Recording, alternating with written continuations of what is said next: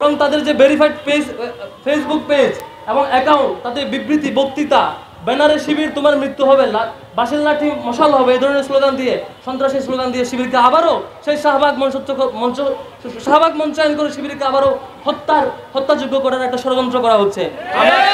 বন্ধন থেকে আজকের এই প্রোগ্রাম থেকে আমরা এটা তীব্র নিন্দা এবং প্রতিবাদ জানাচ্ছি। একই সাথে আমরা 5 আগস্টে পরে মনে করেছিলাম গত 15 বছর যারা ভিকটিম হয়েছিল, ছাত্রদল, শিবির, ছাত্র শিবির সহ অন্যান্য সকল সংগঠন অন্তত এবার বুঝবে আমরা যেমনভাবে ভিকটিম হয়েছিলাম অন্তত এমন আচরণ আমরা করব না, এটুকু অন্তত আমরা বিশ্বাস করতে চেয়েছিলাম। কিন্তু গতকাল 1-2 দিনের ঘটনা দেখেন, কয়টা ঘটনা, 2 মণ গাঁজা নিয়ে গ্রেফতার হয় ছাত্রদল নেতা, আপনারা দেখেছেন। শুধু এটুকুতেই না, একজন নারীকে হুমকি দেওয়া হয়, তাকে নাকি তার সর্বোচ্চটুকু তারা দেখাবে। আবার 2জন নারী শিক্ষার্থীকে হল থেকে বের করে দেওয়ার হুমকি দেওয়া হয়। সবগুলো একদিনের ঘটনা।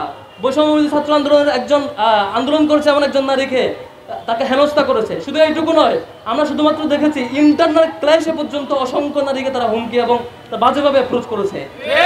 এরকম এই বাংলাদেশে কোনো ছাত্র সংগঠনের কাছ থেকে এরকম রেসপন্স আশা করি না। সম্মানিত উপস্থিতি, আজকে বাংলাদেশ ইসলামী ছাত্র শিবিরের একটি হেল্প ডেস্ক ছিল সবগুলো ন্যাশনাল ইউনিভার্সিটির ভর্তি পরীক্ষাগুলোকে সবগুলো কলেজের সামনে।